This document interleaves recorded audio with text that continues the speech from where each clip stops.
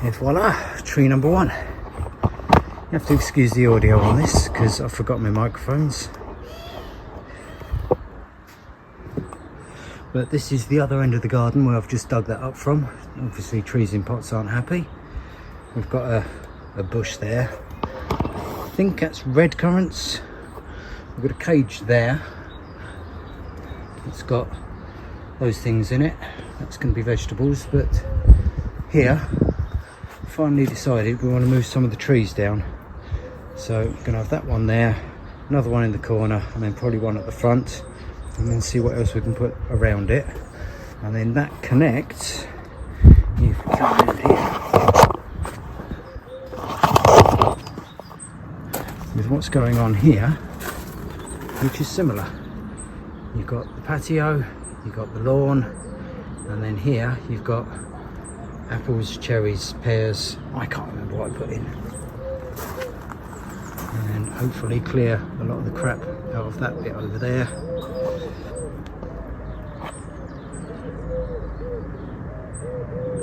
That is a hedgehog house, like covered in bricks. I don't know if there's anything in it. I'm not going to look.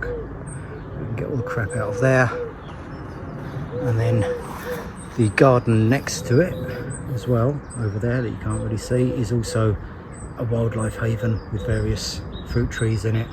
So that's now 3 gardens in a row in a Solarpunk style, benefiting the climate, benefiting wildlife and the local ecosystem, right in the middle of Willsborough. We can get these people to do the same and get rid of all those nasty conifers. That'd be pretty cool. Second tree.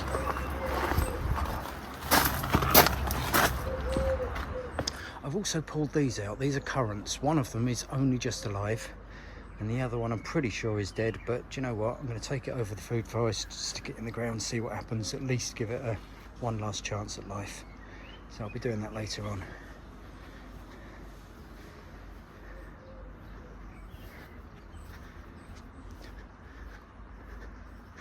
Here's the second one.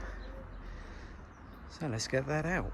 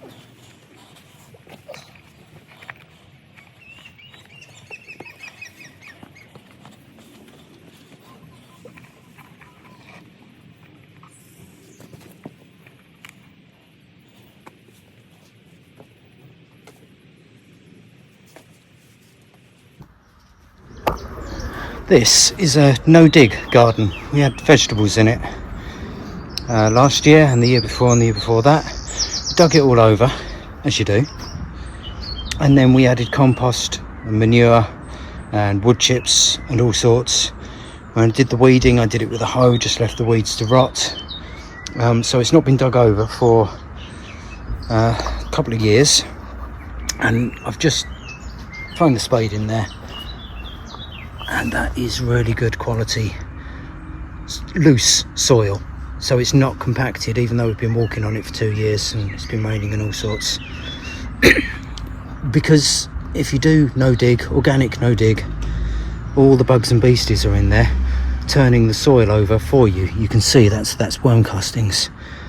You see the shape of that's worm castings, and it makes life a lot easier. Not lazy, energy efficient.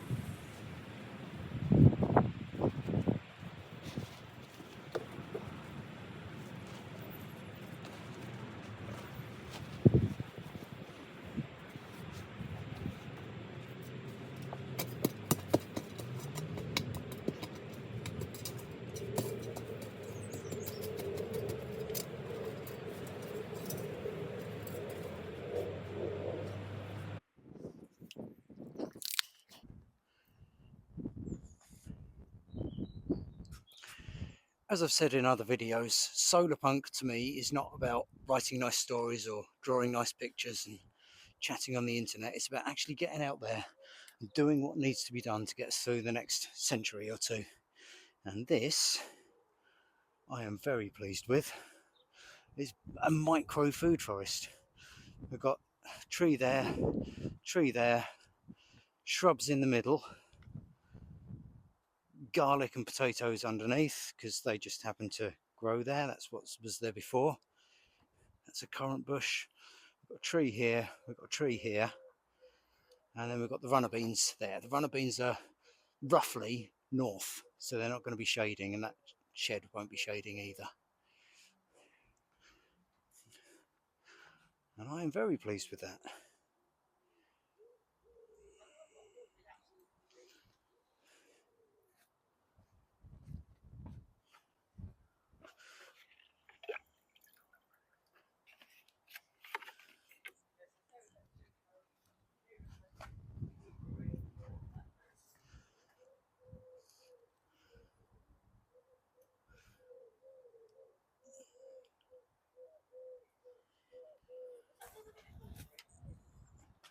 Sorry? Yeah.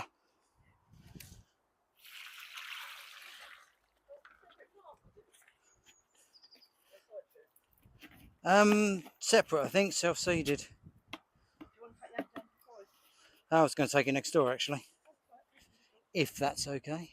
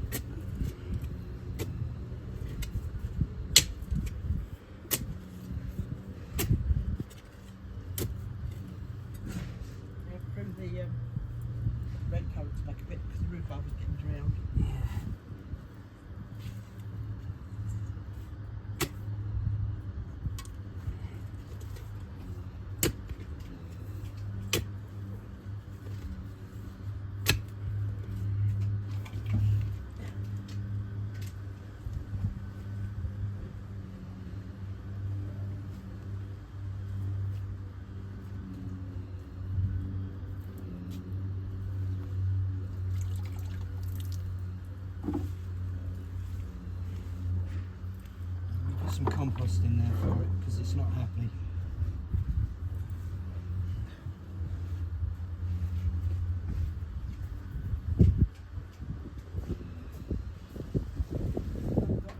No, there isn't any. I thought that was compost around there. Liquid carpet. Okay.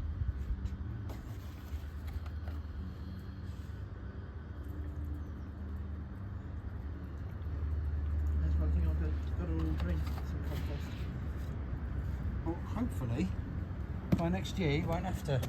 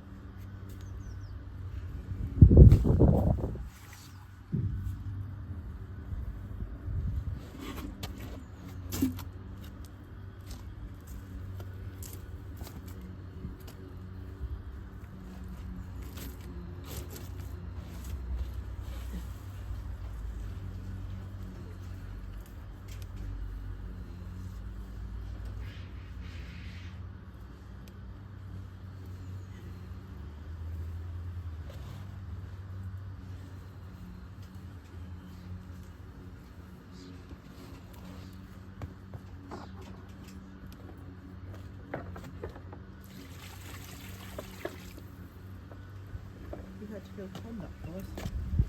Yeah? Yeah.